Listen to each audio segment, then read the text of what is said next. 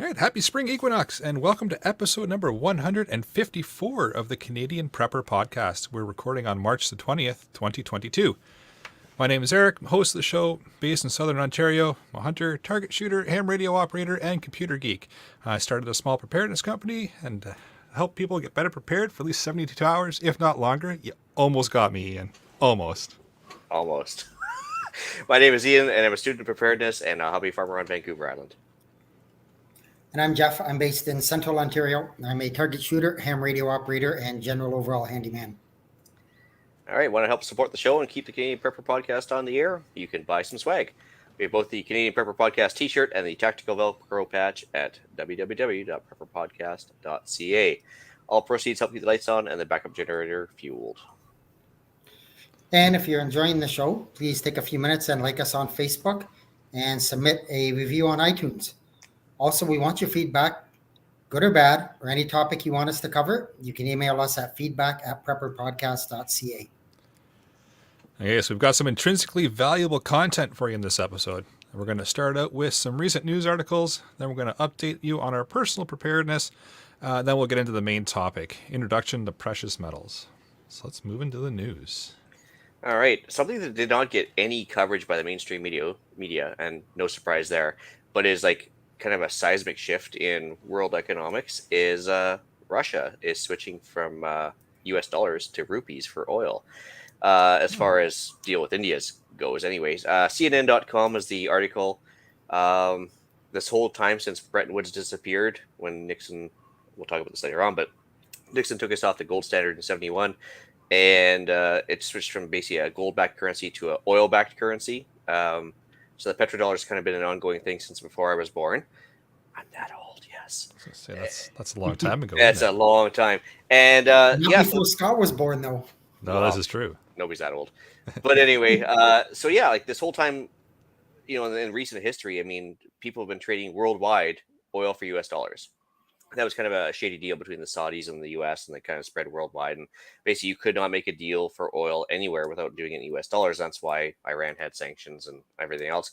But now all of a sudden, we put sanctions on Russia, and they offered India oil at a discount. And now they're just bypassing the US petrodollar system completely, which is going to devalue their currency, lead to inflation, repatriation of US dollars. It's going to be a huge shift now. And especially if other countries start to do it, which there was actually... I guess it's kind of a hard to find story now, but it was called Operation Sandstorm. There was actually a bunch of countries that were planning to simultaneously switch from the US dollar to either the yuan or something other as a reserve currency, which would have just destroyed the US economy. But I guess they put a kibosh on that in the short term. But yeah, so this is huge anyways. This is the first country really to, on a large scale, switch from US dollars to another currency. So. Interesting. Yeah. Other one I had was... yeah, no surprise to anybody again, poor Japan. Another 7.3 earthquake off Fukushima again. Ooh. So they had a tsunami advisory issued, and surprisingly, I didn't hear anything about like further damage to the reactor there or any sort of leakage of the radioactive water they had, and I haven't heard anything bad from it, but maybe that's a bad thing too if they haven't been advertising it, but it's another major earthquake right off the power plant, so. Yeah, I haven't heard anything either. They said they had a small, like 3-meter tsunami, if you even want to call that a tsunami, but nothing else after that. So, yeah, I think they lucked out this time comparatively, because I'm sure if it was bad, it's been 5 days now, we probably would have heard something. Good hope, anyways. Yeah. All right, so that's pretty much all I had. Interesting. So I've got a news article a little bit closer to home in regards to Blind River, Ontario. So the fire chief there hosted an emergency preparedness info session. It was a virtual info session, but it's kind of neat to see that little small town Ontario is getting some preparedness information shared out to them. So a couple of good points in the article that they touched on. Basically, everybody needs to have a plan and have a 72-hour kit, and it's some pretty basic stuff, but you got to start somewhere, right? So it's just kind of neat to see a little community getting involved and spreading some information out there. So cool.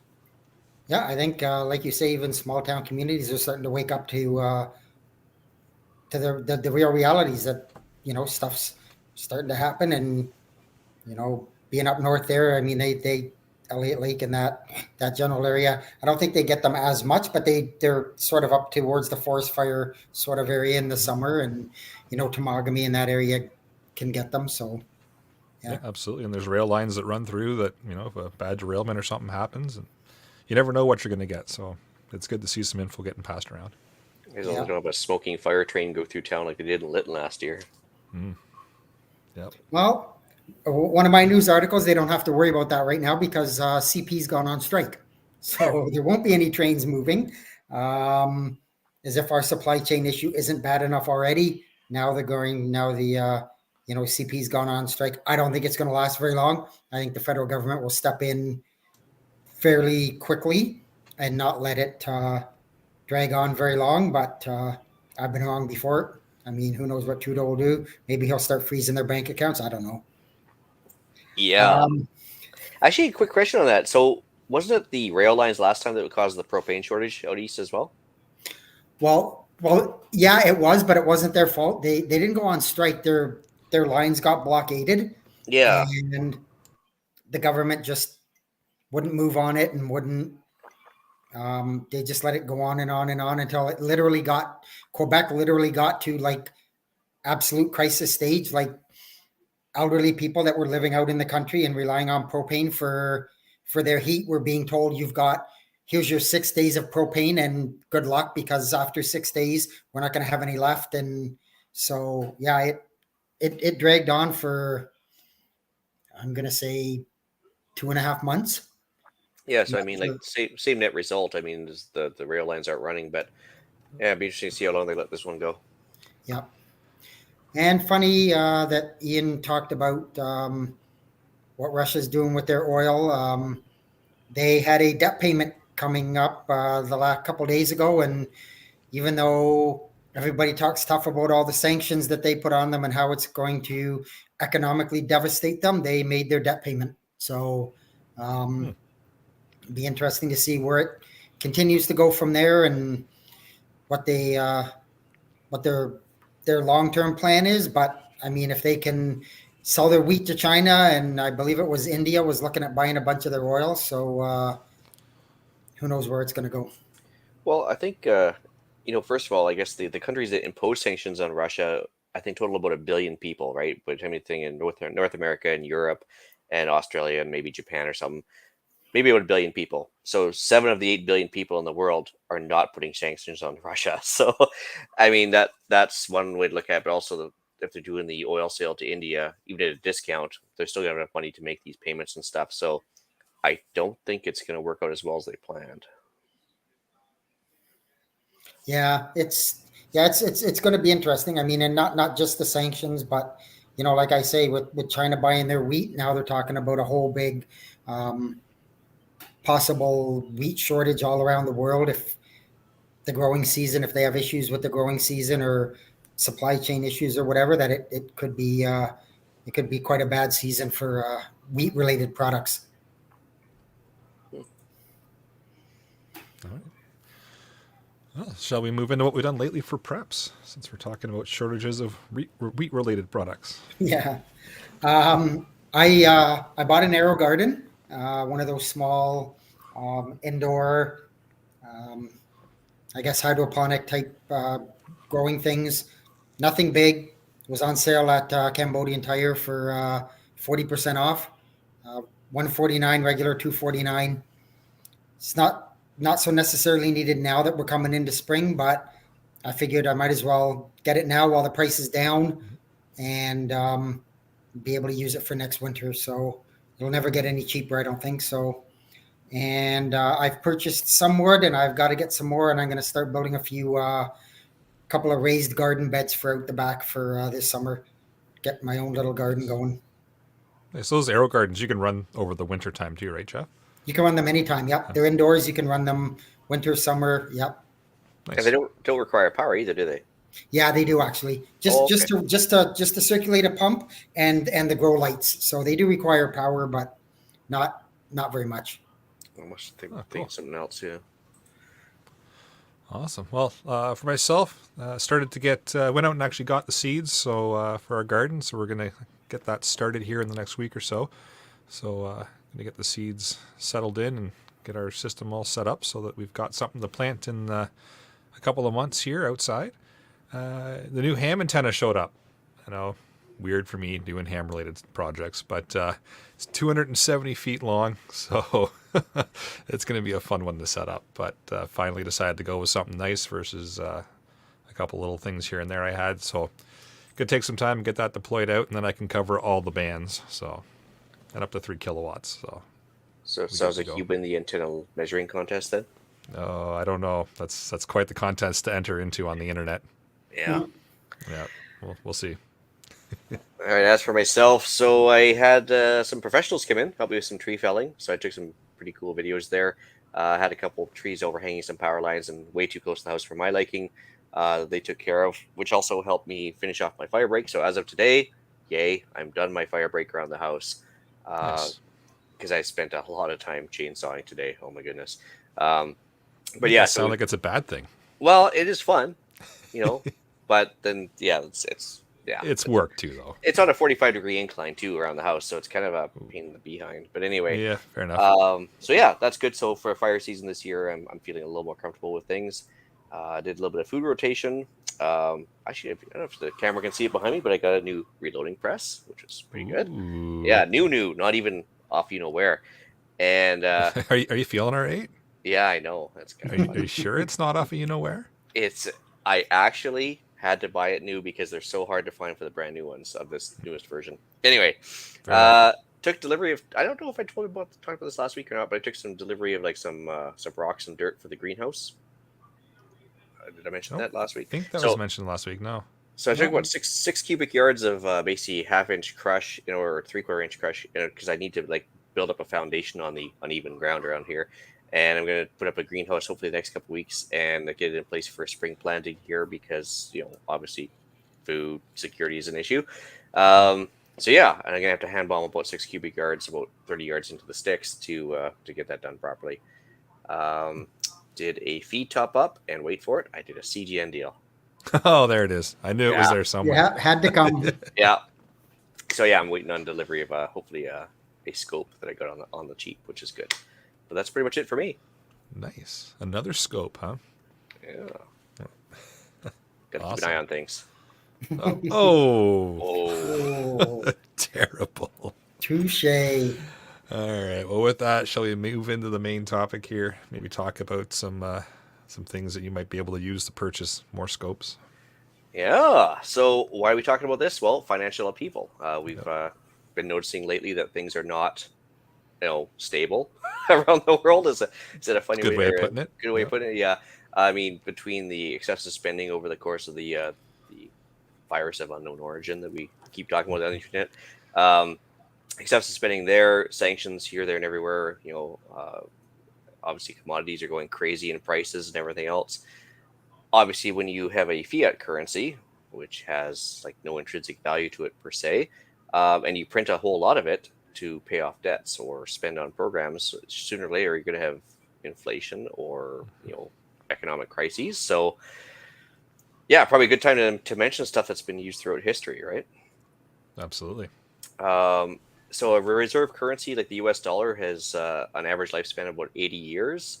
And if you do some quick math from the end of World War II when the US was king to about now, well, yeah, you're pushing 80 years. So, Yep. obviously, it's time for a change. We talked about that article before about how the Russians are moving away from making deals in US dollars. The Chinese are trying to push for that SIP system where they replace the SWIFT financial system. So they're trying to get everybody to start doing transactions in yuan versus US dollars. So you can see there's obviously a move away from the US dollar. So, instead of being like the I guess the standard bearer worldwide of transactions, there's going to be some people in the short term. And because fiat is only worth something because people believe it is, like the US dollar, if people lose confidence in the US dollar, that could cause some problems. And as you know, we're tied at the hip economically as Canadians to the US economy. So, yeah, it's time to start looking at alternatives, right?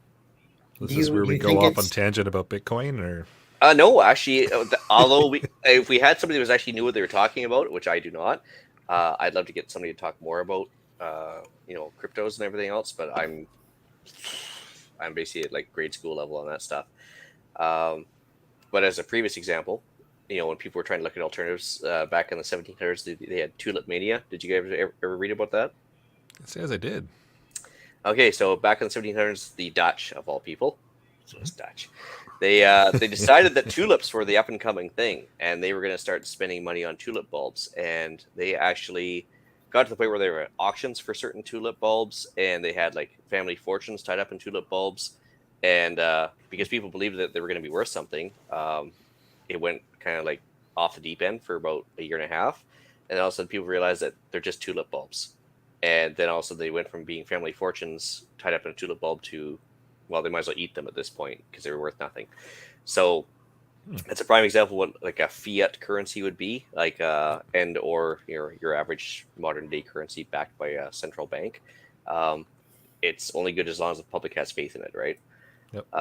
So government reserve banks, like now, like we have the Bank of Canada, the U.S. has the Federal Reserve, everything else, they all produce what's called fiat currencies because they're not asset backed, meaning like you can't just trade it in straight across for something that's actually worth something like gold. So that's a problem. Back in the Roman Empire days, they had the denarius, not to be confused with the Game of Thrones character. Denarius? I guess close enough. Sure. Yep. But yeah, the Roman denarius was actually a solid silver piece, and it was like a set weight. And they actually invented the ridged edge on the coin because people were shaving the silver off and trying to pass off like partial coins, because they were like, if they shave off enough coins, I guess enough times, they can get their extra silver on the side. So they came up with a way to prevent shaving. But then what they ended up doing is they ended up decreasing the silver content in their coins over the course of a couple hundred years, which created their own inflation because the coins were worth less to the people.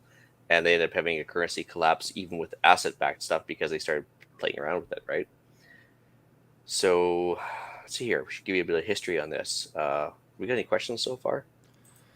Not in the live chat, but my question would be: do you see something soon where the U.S. dollar is no longer going to be king?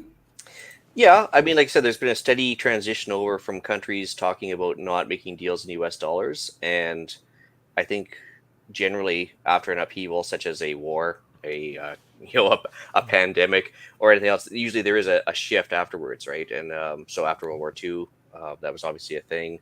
The British were the reserve currency before that. They had the pound sterling, and that was like the standard around the world. And then obviously they ran into a huge debt problem because they had to borrow a bunch of money for World War I and II. And then after World War II, they were just destitute. So that's why they gave up their empire and lost their reserve currency status and everything else. So you can kind of see the similarities there. Obviously, the U.S. has extended itself economically, militarily, and everything else. And maybe after the next upheaval, who knows, right? Do you see inflation being, or do you see hyperinflation coming? That's inevitable. If you do some quick math on that, which we'll talk about it in a second here down below. But if you look at the U.S. debt clock that we were talking about before, pre-show, yeah, like this amount of debt we're carrying is unsustainable. So whether it be like this week or 60 years from now or whatever, it's going to happen. Like, you look at Venezuela, Greece, Argentina about 6 times now, Mexico, they've all gone through their hyperinflation stages. So why should we be any different? I think the only reason that we've held off this long is because, again, we're covered by the U.S. economy. But if the U.S. economy has problems, we're going to be going down the same path, right? Anyway, Yep, great. So up until this point, we've had currency was backed by gold in the U.S. until August of 1971. So Nixon did a couple silly things. He basically took the U.S. off the gold standard, where you could theoretically convert the cash from U.S. dollars into gold on a fairly straightforward deal. But in reality, I think it was 1933 they took it off the straight across like gold notes. They turned them into reserve notes. But anyway, in 1971 they took the U.S. off the gold standard. They also opened relations with China and dumped Taiwan. And you can see where they moved all their manufacturing afterwards and created their own service economy versus a manufacturing economy, which is going to create problems down the road for them. Canada had their own gold-backed currency until 1914. So before that, if you're Scott's age and you can remember when you were in your 30s back in 1914, and you could actually take a Canadian dollar bill, go into the bank, and actually exchange it straight across for gold, that was pretty cool. Mm-hmm. Not so much today, right? Nope. Because the bank actually had assets to cover that. Like they had a pile of gold sitting there, like Gringotts style, that they could actually go in there and change it out. Yeah, you could try to do that today, but I'm pretty sure you would get some pretty funny looks. Well, especially since the Canadian government decided to sell off all their gold when Trudeau took power. Not making fun of Trudeau. I'm just saying all politicians are bad people. But as soon as he took power, he took what little gold we had left. And Harper was just as bad. I mean, he sold off a bunch too. But I think he sold the very last actual gold reserves that we had just to cover some spending issues. And Bill Morneau at the time, who was the finance minister, said gold has no intrinsic value, so we don't need it anyway. And yeah, they got rid of it all. So the only gold in the government's possession right now is stuff that's in the Canadian Mint for minting stuff that we'll talk about later here. Questions so far? So far, so good. Well, there's All right. one in the live chat there. I don't know if it's too early to ask. Yeah, I was going to say it might be a touch early for that one, but Okay. you can throw it up. Oh, okay, yeah, no, we'll get back to that. Con, we'll get back to you for sure. Anyway, Scott's saying the good old days. Yeah. Can you remember back that far, Scott? Well, on the good days, right? When he has good days. Definition of money versus currency. So we talk about usually money and currency being the same thing, but in reality, we should kind of specify. Money in the modern sense is numerical, meaning like it's online and intangible. So the bank can create money by just typing a few keys, and boom, you have a loan. They didn't actually like go out and print a bunch of bills to hand to you, so you could hand to some other person to buy a house or anything else. It's basically just exists in online or in ledgers, whereas currency is something that can be like created or minted. It's something like a promissory note or distilled labor, or it's basically like something that can be used on a daily basis, and it's believed to be worth something. So it's like a physical thing you can hold on to versus just numbers floating around in a ledger somewhere. And so fiat can be one of two things. It can either be backed by numbers in the bank or the government, or it can be a real asset-backed currency. Like it could actually be a gold coin. Like, I mean, so you literally could walk into a bar, flip a silver coin on the bar and say, give me whiskey straight or whatever, and obviously the guy's going to, bite it or whatever they used to do in the old West, and then, like move on. Right. So yeah, there's two types of currency out there. And, obviously we're going to be focusing on the asset-backed currency today. So I mentioned, again, Mr. Morneau there didn't think the gold had any worth. So that's why they thought it was a good idea to sell all their stuff. Funny story. Russia and China have been hoarding gold for the last decade or so. So they've been on buying sprees. So you asked earlier, Jeff, about why I think there's going to be a shift. Well, all of a sudden, our currency really has nothing to back it up. We have lost most of our manufacturing overseas. We're a service economy mostly, and we don't create a lot of wealth. And a lot of our mines that even would create wealth are foreign owned now. So meanwhile, the countries that are like expanding with their manufacturing and have lots of natural resources and everything else have been hoarding gold and buying gold like crazy, to the point where they have tons and tons and tons of gold sitting in the Gringotts style vault. And so they have like strength behind their currency. So, and recently, about a month before they invaded Ukraine, Russia started buying even more gold. And I think they did that in anticipation of sanctions. So they'd have some physical assets that nobody could deny what they're worth. Because if they can't trade with rubles, they can still trade with gold. So That makes sense. yeah. So obviously they knew what they were doing ahead of time. So precious metals, we should actually talk about what we mean when we say that. So precious metals are metals that are rare and have a high economic value. So due to various factors, including their scarcity, use in industrial processes, and a role throughout history as a store of value. The most popular precious metals with investors currently are gold, platinum, and silver. I'd like to think that lead, copper, and brass also have uses for reasons. I would tend to agree with you. Yep. But yeah, I mean, they're good thing to stockpile as well. But I mean, gold and silver also have uses in electronics, jewelry, platinum, for example, in catalytic converters, I believe it's platinum. And platinum also has a higher value than gold, so something to keep in mind there. So I guess if Eric, if you wouldn't mind throwing that debt clock link in the show in the YouTube chat. On it right now. Yeah, so I got the guys to look at before the show the U.S. debt clock. So it is a stack of stats coming your way here. And if listeners tend to open this up, I guess, after they've watched the podcast, or listened to the podcast and watched it online here or whatever, You go to the usdebtclock.org, and before you know it, you see a screen full of rapidly scrolling numbers. Canada's got its own version that's even more depressing. But it shows a bunch of things like current U.S. national debt and a bunch of this stuff. And I use the U.S. because this page is way more descriptive than our own country's page. But if you look on the bottom right of the page, there's a paper to silver ratio and paper to gold ratio. Something we'll talk about in a second there. But fun fact on the Canadian page is our debt is currently growing at $391 million per day. That's a bit. Is that it? That's pocket change, isn't it? That's kind of your monthly wage, I know, Eric, but it's I wish. yeah. So obviously you asked before, Jeff, is like, do I see it as sustainable? Well, if we're taking on $391 million of extra debt per day, like, how much can they possibly tax us to come up with this, right? How do you catch up from that? You can't. I mean, pretty soon we're going to be using all of our budget just to pay asset servicing. Or I was going to say, just to pay the interest, that's all you're going to be doing. Yeah, so the U.S. obviously upped their base interest rate. We're going to be doing the same thing. So the higher the interest rate goes, the higher the interest payment goes on your debt.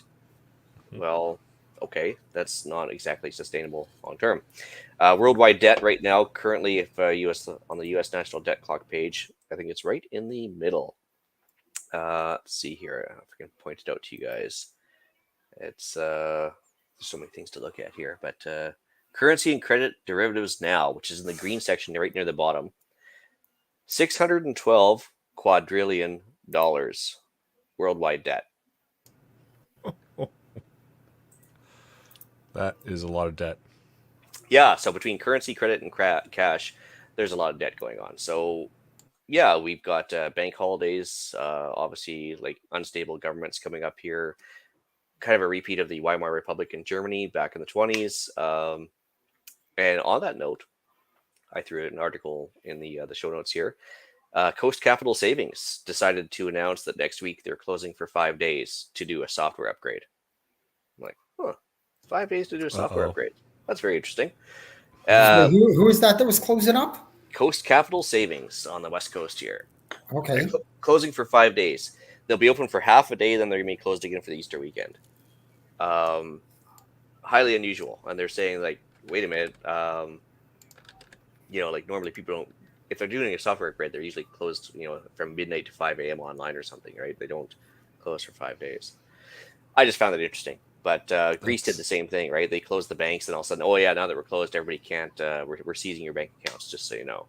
It is incredibly interesting that it's a week-long software upgrade. Yeah, I found it interesting too. Anyway, so I mentioned the paper versus actual gold thing in the debt clock there. So people are going to ask me right off the bat, like, why don't we just buy paper gold like you would buy a stock on the stock market? Because paper gold is easier to transact with. It's worth the same amount of money as gold or silver. Why would you want to have gold in your hand versus gold online when you can like buy and sell gold and maybe make a profit and day trade or whatever with it? I guess that theoretically would work, assuming that the grid would stay stable and there wouldn't be any cyber attacks and the banks wouldn't seize it online and everything else. But there's also the tiny little problem that what they've promised to investors is what they call oversubscribed. So gold, for example, they've actually oversold gold on the stock market by a ratio of 110 to 1, which means they have 110 people that claim they own an ounce of gold, then they actually have gold to supply to them. Silver is even worse, and in the last week, it's changed by a lot. It started off, I think, earlier this week it was 365, but now it's 372 ounces are promised out to the public for every one that they have. Ooh. Woof. So if you have paper gold or paper silver, and the time comes where you want to cash it in, but probably everybody else is going to want to cash it in at the same time, good luck. Yeah, exactly. So that's where, like, when people, if you're going to go in on like precious metals, I think that the prudent thing to do would be to get the tangible asset in your hand, versus obviously having a promissory note online that says you are owed one. I mean, it's almost. I mean, it's different, but it's similar to basically cash. The banks in the work, if everybody went and took out every dime of money that they had, there's just not enough cash for them to give everybody the cash they want. Like you see, like even in Ukraine, in that the big lineups at the banks to try and get their money out because they just didn't have any money to give out anymore. Well, of course, because fractional reserve banking requires them to have $1 in the bank for every 10 they loan out. So if you all of a sudden take out $10,000, that's a shit ton less money that they can actually lend out to the public. So it actually affects their ability to do business as well. And yeah, they definitely have more money owed to people than they actually have in the bank at any given time. So yeah, it doesn't take much to clean out a bank. Mm-hmm. The other problem that's obviously going on right now with the gold and silver paper stuff is that the London Metals Exchange, which is the main transactor of all this stuff, they only allow a 15% price swing per day. So it's obviously being manipulated, but still not as bad as the stock market. But you can see when Russia first invaded, everything went like parabolic. And then the very next day it was back to normal again. And you can see they're trying to prevent panic buying and panic swings. But yeah, you wouldn't normally care if you held it in your hand. But right. So let's talk about actual PMs. What are the good things about them? Portable but wearable. So yeah, you can grab your sack of gold like in a little leprechaun. You can run with it. You can also wear it as jewelry. I remember back in the day, I think it was like Dr. No, or maybe the second James Bond movie. We had a briefcase full of 50 gold sovereigns back when the UK was the reserve currency, and that was the thing to carry around as like portable cash, like uncut diamonds. So that was kind of a cool thing that I still remember from the James Bond movies. Nice thing about them, of course, is they are tangible and in your possession, or at least they should be. So if you buy a bunch of silver coins, don't go through them in a safety deposit box, because the same problems arise in the fact that you don't have access to it. You have to do a bank holiday, like for example, Coast Capital Savings, when they're closed for 5 days, even in person, you can't access it. Mm-hmm. So that's a problem. Nice thing too is they can be untraceable depending on how you buy them. And throughout history, obviously from ancient Egypt onwards, they've been recognized as a currency. So chances are in the future they'll still be recognized as having some sort of value. Stable buying power, meaning like back in the 30s, what you could buy with an ounce of gold is probably what you could buy with an ounce of gold today. So let's just say like back in the 1930s, I think the old example I used to use is a suit. You could buy a really nice suit for an ounce of gold, John Wick style. But I don't think that nobody pays that much money for a suit unless it's like Armani or something. But I'm trying to think of something that's a little more realistic today, like a dirt bike or something, whatever they had back in the 30s. Yeah, like I mean, your Flintstones car. Yeah, like I don't think you're never going to get rich buying this stuff. I think it's just meant as a wealth preservation thing. Yeah. So you can think of it as a store of wealth versus speculating. So you're not going to get rich, but at least you're going to be able to maintain what you have in case of currency fluctuations or government collapse or cyber attack or whatever. You should at least maintain something. So down the road, after whatever said collapses happened, economic or societal or whatever, you can come out afterwards with something to trade for the new currency, which might be the Vancouver Island Republic dollar or something, like you could trade in your silver and get that or something, right? Yeah. Bad things about the PMs that we're going to be talking about here is they could be fake. Yep. You could buy something off a guy out of the inside of his jacket pocket, and sure enough, it turns to be like tungsten with just a thin gold plate on it, or maybe it's not what you thought it was. Like it might be maybe you bought it. I think it was 18 karat gold. That's like 12 or something, and it's very easy to get stung. So there is some ways to get around that. They're heavy, obviously. Like they're much heavier than say a crypto wallet, which you could put on a USB stick or whatever. Which I'm sure one day we'll get into crypto. Silver, which will tarnish. I mean, if you look at silver that's been stuck at the bottom of the ocean for the last 300 years from some Spanish galleon that sunk, it's just a clump of tarnished crap that they really have to like work hard to recover from. Whereas gold still remains, it's like what they call a noble metal. It doesn't rust, it doesn't change. It'll sit in seawater for 500 years, look the same. It's pretty cool that way. Easier to steal. If you have a big stack of silver sitting on your desk and somebody walks in your house, they know where your money is. Yep. So you have to do what I do is like I feed it to my dog every day, and he holds it in his stomach, and then when you have to go root the poop afterwards, I have to feed it back to him again, just to keep it hidden. So for the animal lovers out there, feedback at prepperpodcast.ca. I will make sure that all your hate mail gets to Ian. No, actually, honestly, this is like going out. I've just been going down this rabbit hole lately, basically since the Russia thing. Because honestly, like I've like everybody else, I'm kind of like, oh, maybe I should give this a second thought because I always looked at the pitfalls, and I'm not really, I don't really like the OPSEC issues to tell you the truth. But especially when you talk about it online on a podcast too, that's never an easy thing. No. And also the thing is, you could have like a bag of silver in your hand, and you go to your next door neighbor and say, "I will give you this bag of silver for that bag of rice," but they don't even know what the silver's worth. So like, what good is that? So during the collapse, I don't think it's got any use to you whatsoever, unless you've got a jewelry store owner next to you or something that maybe knows. But it's one of those things where because it's not commonly used anymore, it's just like, it wouldn't be the easiest thing to barter. I'd probably be happier bartering off a dozen eggs than an ounce of silver, right? Because at least, it's like we said earlier, something that everybody mutually agrees on, kind of a value for, right? And well, that is kind of the handle them pitfall. silver. Yeah, it's the pitfall of the precious metal, and the fact that it's not an agreed upon store of value. So like you and I both know what a loonie is worth, not much. Yep. But I mean, we can both agree that for a couple of those, you could probably get a Tim Hortons coffee. And if I gave it for about a $2 to toonie, you, and if I gave a toonie to you, you probably know that you could buy a coffee with it, right? So this is definitely a Canadian podcast now. Because we're talking You loonies and booted, eh? toonies. Yeah. Jeff, you had one good question there. Well, I mean, obviously, my question is, how do you know what so somebody offers me a precious metal in exchange for maybe some ammunition or something, down the road. And how do I know what they're giving me isn't fake? Yeah. Okay. So I actually had to look this up too because I've got a mentor that's helping me with this as well. He's like, okay, this is what you need to think about before you go into that store for the first time, and he says it's very important to get a good relationship with a local store. So right off the bat, don't buy from the guy from the inside of his jacket. Don't buy from Wish.com. Everything else, the obvious stuff. Well, Eric, you can go ahead. Don't worry about it. It says 100% real gold. Okay, I was going to say, I guess there's no way Wish.com's ripping me off. Come on. No, exactly. But if you go into a reasonable store, I think I used it with Better Ender. I said, Better Business Bureau is what I was told. But I mean, that can be spoofed too. Like that's like the Moody's credit rating system. It's like you can buy your good reviews if you really want.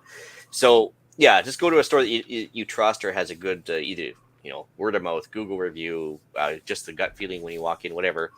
You should be able to go in and ask them how they prove that it's worth, right? It's worth what it says it's supposed to be worth, or whether it's real. There's a few ways to do it. So they can do an acid test, a density test either in water or with a scale versus volume and everything else. They can actually X-ray the gold on site usually. They can do like what they call a spectral analyzer. They can actually run an analyzer through it. There's a magnet test. And by the same token, though, like I said, the Canadian Mint still actually makes silver and gold bars.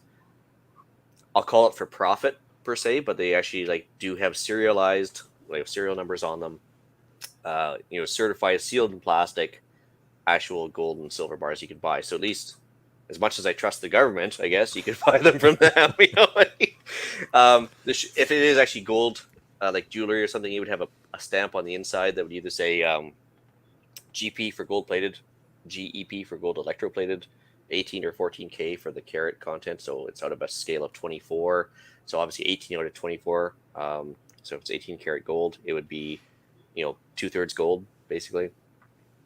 It depends. Like you can get obviously 100% silver bracelets. You can buy in a store. There's lots of silver to be had around there for sure.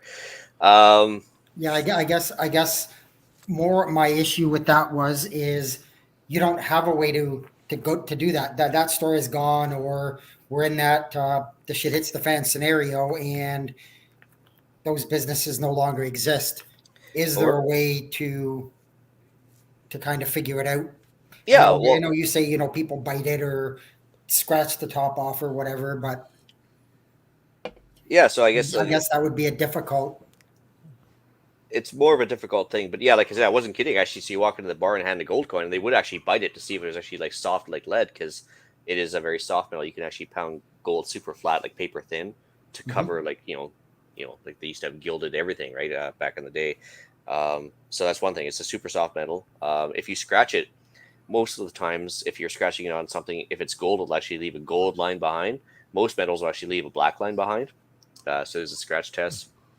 Actually, we were talking about that, the EMP doctor there, Arthur Bradley. So he did a series of books that he did actually cover off. One time they had access to the gold in Fort Knox, and turns out it was what was left was basically spoofed. They'd actually had a thin layer of gold and there was tungsten underneath, and he figured it out by basically taking an axe to it.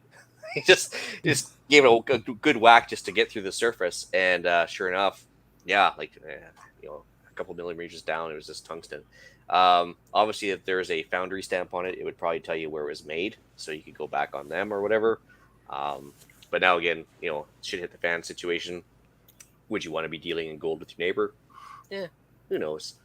Depends on the neighbor, I suppose. I suppose it depends on the neighbor, yeah. But I guess the big thing is buying it originally to make sure you get it from a reputable source. There are some websites we'll talk about there in a second. But yeah, there's also problems with buying it online as well, right? So is that's good enough for that?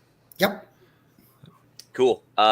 So before we get too deep into the where to buy, right now, because of the Russia thing, I was doing some research, and lo and behold, the cheap precious metals are all sold out. Figure that one. Weird. Yeah. So I went to Silver Gold Bull and kitco.ca just to check out, and those are the two main ones in Canada. And yeah, sure enough, like the 1 ounce silver bars would be the entry level, gateway precious metal purchase. They're all sold out, and no surprise there. But that would be the starting point for most of us. But traditionally, throughout history, what always happens is as soon as anything goes wrong, people rush to silver and gold, especially from the stock market. They recently, that was what's causing this oversubscription on the silver and gold paper stuff, is because people were rushing to that as a stable lifeboat. I think a lot of these people don't think they'll have to deliver on it, so that's why I think they don't mind selling it. But it's shenanigans on the stock markets anyway. Right now, even mints are currently having trouble finding stuff. So the U.S. Mint normally makes a bunch of different silver dollars. One of them is called a Morgan dollar or a peace dollar. They've had silver eagles. They've had a bunch of stuff, but they actually are not producing certain coins this year because they just can't find the silver blanks because there's been such a run on it lately. So that's bad. Yep. if the mint can't find if you're sitting on a coin collection and you've got a bunch of those pure silver dollars, you're maybe going to do well. Yeah, no, and we'll talk about where to find those as well. You can actually still, maybe if you're really lucky, find something in circulation in Canada here as well. But we'll talk about actually purchasing them here to start off with. So where to buy. So obviously I mentioned finding a local dealer, having a good relationship with them, especially a trust one. And again, if they're a shady dealer, I think you'll know in about 3 seconds, because somebody who's got stung somewhere will mention online and start ranting about them. And if they got 99 good reviews and 1 bad one, okay, go with that. But if they got 90% of them are bad reviews, that's probably a thing, right? Yep. If you buy online, you're going to require either traceable EMT transfers. You're going to have to maybe do a bank draft. You're going to have an account with your name, address, and shipping info and everything else. It's going to cost you more if you buy online, because you have to do there's what they call a premium when you buy a precious metal, as well as shipping costs, of course. In person, you show up and you can pay your cash, which is basically the spot price and premium. So the spot price is what the current market value is on the stock market, and a premium is where the dealer, I guess, makes their money, and delivery costs and shipping costs to get to the store and everything else. So obviously in person, you're going to save that problem with getting the higher premium and the shipping costs. So obviously it's better to buy in person. Silvergoldbull.ca is a great website because it actually shows right on the bottom what the current spot prices are. So it'll show you, I think this morning I looked, it was so gold was about $2,400 an ounce, and the premium to buy it on silvergoldbull.ca was about $150 to $210, depending on which website you go to, meaning Silver Gold Bull or Kitco. And silver was currently running around $31 an ounce, and the premium was around 11 to 15, which is basically their cut. So when I talk about that premium, so every time you buy one of these things, you're going to pay a premium on it, which means it's no good for day trading. You can't just sit there and flip gold 30 times during the day to try and make a profit, because you're going to lose it on the premiums, right? Mm-hmm. So this is definitely more, we're talking buy and hold versus speculate. And then just looking at it, I mean, for silver, if you're paying 31 and the premium's 15, they're jamming you 50% right there. Oh yeah. So, but again, that's cost to get it into your hand, right? Mhm. And so for the OPSEC-minded people that don't talk about it on podcasts, you can show up to the store, obviously that you've done some research on or whatever, pay your cash, pay your premium, walk away, and there's no law that says they have to collect your name information. You can give them John Smith as a name. I highly recommend that or whatever.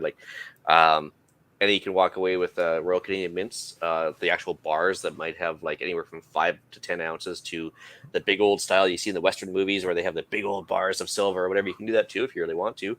I noticed on Kitco they sell actually big old bars. They're like, some of them are like pricey. So if you have the cash, I suppose. One thing I want to steer everybody away from when they're getting into this though too is that I've noticed there's been a really big run on fad ones. Like right now they've got a Batman silver coin.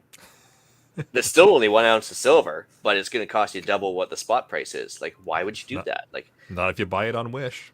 If you buy it on Wish, it's cheaper.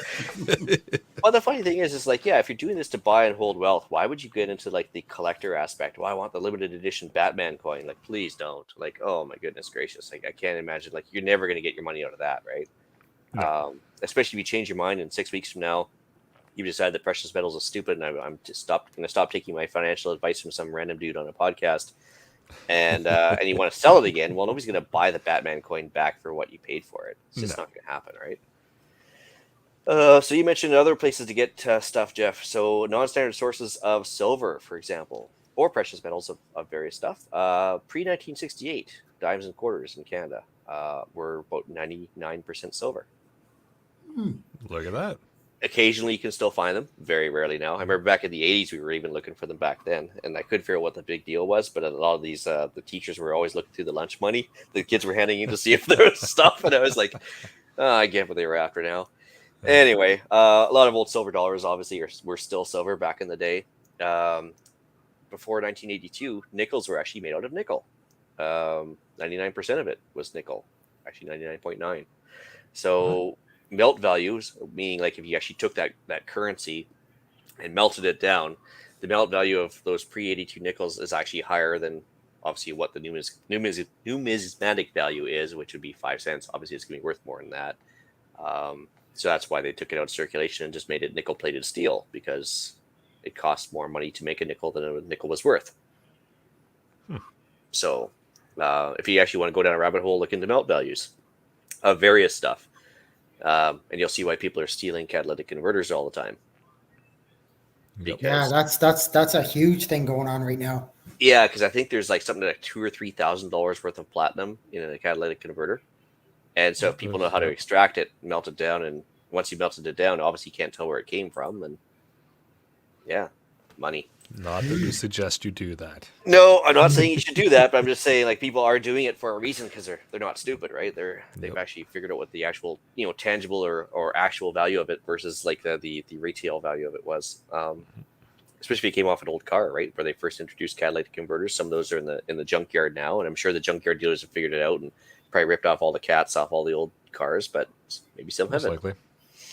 Yeah, you see, I seen an advertisement couple weeks ago, I guess, for some local place that would buy your car, and it's clearly said in capital letters, catalytic converter must still be there.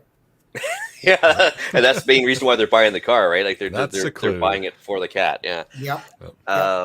So other places to get it, go into the Goodwill store. I've actually had this happen a couple times where we've actually found some solid silver silverware or candle holders or something, and we just kind of grab them for the $5 we're selling them for. Because you'd be surprised what people will actually drop off at Goodwill, because it's grandma's candle holder. Who gives a crap about that? Yeah, they don't know what it's worth. No, and old silverware was actually made out of silver. So, I mean, like, yeah, or at least it was high content silver. So it was worth a lot of money. People that have boomer parents, or Scott's kids, might have had those spoon collections back in the day. Where you got a spoon from Bavaria and you hung it up on the little wooden spoon holder on the wall, and everything else, and everybody had those spoon collections. Those were all solid silver, right? So you can either keep them, melt them down, whatever, find them at Goodwill. Old electronics might be more Eric's side thing, has lots of gold and silver in it because of the electronic conducting properties of both of those. And I think a lot of people have made a business now out of recovering gold from those old electronics, haven't they? Yep, there's a few businesses around here that do exactly that. They'll melt it down, take all the precious metals out of them, and then resell them. Yeah. So before we wrap up most of it here, obviously this is all like high value stuff right now, and it's not getting any better. So I mean, we all don't have a shit ton of cash to put down on $2,500 an ounce gold. So like this is all theoretical and everything else, but just something for us to keep in mind for when things maybe calm down before the next upheaval or whatever.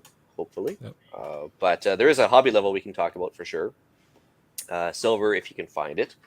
There's still a couple things you can do with it. There's actually a course just up island being held for people that want to make silver jewelry, and that's a big thing around here. Like down in Mexico, it's a huge thing as well, where people take silver, melt it down, make a bracelet out of it or whatever. Colonial Silver. I mean, I'm sure Scott would be poo-pooing that, because his 1930s course in medicine there told him that was a bunkum. But Colonial Silver can be a thing. I've never done it myself, but I suppose people make it because it's got healing properties and antibiotic and antimicrobial properties. But you need silver to make that. Yep. Lead. I mentioned that as a precious metal to some of us. Yep. A lot of ranges will actually allow you quite happily to go back to the back burner of your range and sift through the dirt to pick up the lead and copper that's there, because it helps clean up the range, and it's going to create less of an environmental impact when they have to get the berms redone and they have to get some sort of survey done. The less lead they have in there, probably the happier they'll be. So ask permission, see if you can go do that, because I mean, right now, if you go get a Lee melting pot from Cabela's, which is like $60 or something, you can melt a bunch of this lead up, put it into ingots, and right now I think on CGN it's currently selling for $5 a pound, but it's rising super fast. I think it was $3.50 a pound not even 6 months ago. It's going to be $7-8 a pound before you know it, and that's for people that cast their own bullets or little toy soldiers or anything else, right? There's lots of things that people do with lead. Interesting. Brass, same thing. People are actually taking, like, after the brass has been shot out like 3 and 4 times. Used to be in the old days, you just toss it in the trash because it's got a cracked rim on it. Now people are actually keeping that. Dollar store padlocks, everything else, they're actually throwing them into basically a home furnace or home smelter, and they're actually like creating brass ingots because they can turn right around now and sell that by the ingot to the dealers and make a crap ton of cash. So it's turning into a hobby. So I actually put a couple YouTube videos in there. People are actually melting motor parts to get aluminum, because the melt value of aluminum is higher than the deposit you get in the can. And so even if you have an aluminum can or motor parts, melt it down, sell it on the metals market versus taking it back to the recycler, you actually get more money out of it. Interesting. Guy up island, actually, for me right now, he's actually taking copper pipe, smashing it up with a hammer, because it's easily worked. You just have to sit there and pound the crap out of it. But he makes wearable trinkets like bracelets and rings and everything else. And he's turning that around for a huge profit. So if you're interested in that, there's copper is one of those things. It's actually it's healthy to handle. It's actually, there's no health detriment like lead, but you can actually handle copper quite safely, and make some trinkets for that. On the lower end of precious metals, I noticed on some of these websites they actually had zombie bucks, which was it's only worth a few bucks, but it's like a copper 1 ounce coin. And so for people that really want to get into the bottom base layer of precious metals, you can buy what they call zombie bucks, and it's got intrinsic value, right? It's the same idea, it's just on a lower scale. Interesting. Yeah. Last thing I want to mention, if people want to stop listening to me and maybe have somebody that makes a lot more sense, ITM Trading on YouTube with Lynette Zhang. She is the most based grandma you've ever met. She's like she's actually a prepper. She's got a secondary prepper channel started now too, but she's been going on for about 6-7 years now as a chief market analyst for ITM Trading, and she's been a gold bug the whole way through, and she's incredibly informative, very switched on. Mike Maloney also does a history of money segment. It's got well over 5.3 million views on that one. And he's got everything from like precious metals to how modern day money works and doesn't work. And then the third one would be Monaco 64, which is kind of like, if you imagine Squiggy from Lenny and Squiggy, Scott will know who I'm talking about. And he's kind of grown up and become a financial analyst. It's him. And he's a pretty cool guy. He's very knowledgeable as well. And that's pretty much it. But I welcome any questions. Did we get the cons question yet? Oh, yeah. Sorry, we should go run back to him. Where was he? Oh, there I he got is. the question up here on the Yeah. bottom. Would you recommend silver coins or gold for ease of doing smaller transactions? Well, again, if you have somebody that knows the value of it, I'd be very hesitant to try and buy something with a gold coin because the guy would try and convince you it's not real, wouldn't recognize what it's worth, because you might have bought it for $2,500 today. 6 months from now, it's worth 50,000 because the economy's gone down the toilet. But you might not be able to convince him of that. And same thing with the silver. I think silver is probably an easier thing on a day-to-day transactions. They also sell 1/10 ounce pieces of precious metals, so like 1/10 ounce of gold, which would obviously be easier to buy, $250 or so. But it'd be a little bit more for smaller pieces. And then same thing with the silver. They actually have smaller pieces as well. Basically, my external source here says gold is best used as insurance, financial insurance. Silver is used for barter. That's live. Good to know. Good to know. So yeah, no, I mean that there's a couple ways of looking at it, but I think it's more of after the collapse is over, we're done with, and maybe you're trying to get new currency versus trying to do it during the collapse. I think eggs, 22 shells, maybe not, but eggs, meat, whatever is probably a better barter item during the tough times. Yeah, because again, that's something that everybody can kind of agree on very quickly versus having to set up a formal system and jump through all those hoops. So. Cool. Awesome. Any other questions, guys? Let's see anything else in the live chat, and I think we covered off the basics here. Yeah. Cool. Well, that was a mouthful, but if anybody has any questions afterwards, we can always answer them next episode. Absolutely. That's what feedback at prepperpodcast.ca is for. Shall we move into the podcast challenge then? Well, I didn't assign anybody to that one, I guess. So collect up some PMs, if only to bling up your place. Maybe go shopping at the thrift store and see what you can come up with. And tell us what you found.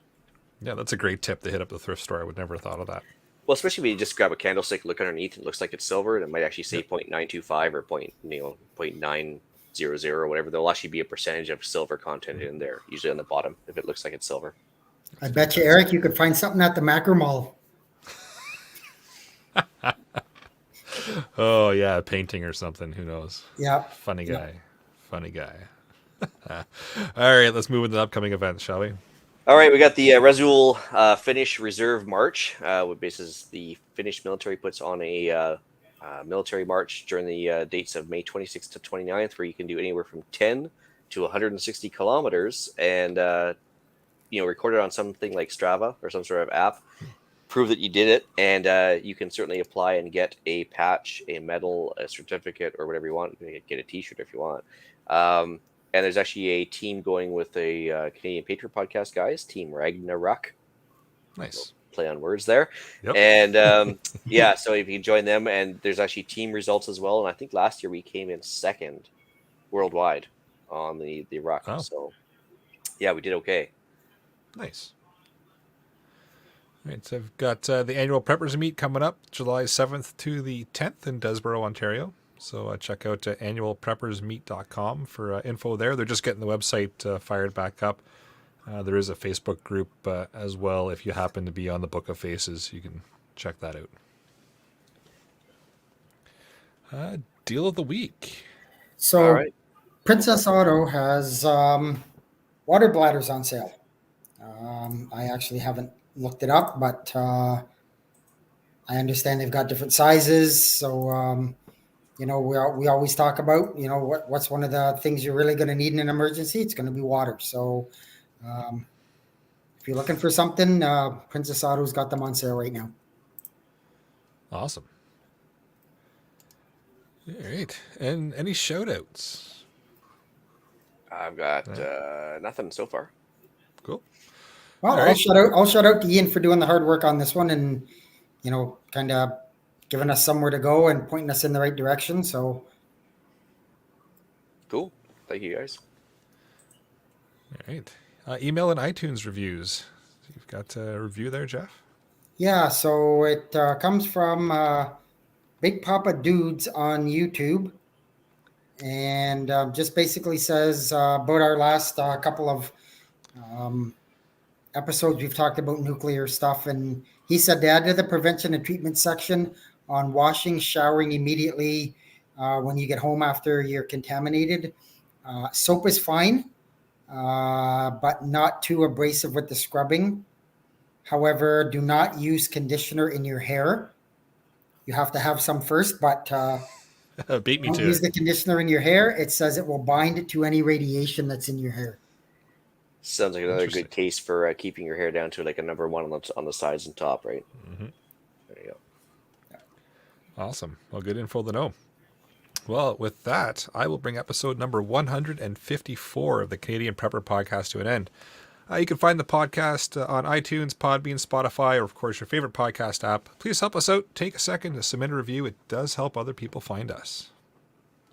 And we record these shows live on Facebook and YouTube. So if you want an early peek at the show, please subscribe to the YouTube channel, Canadian Prepper Podcast, and click on the notifications tab.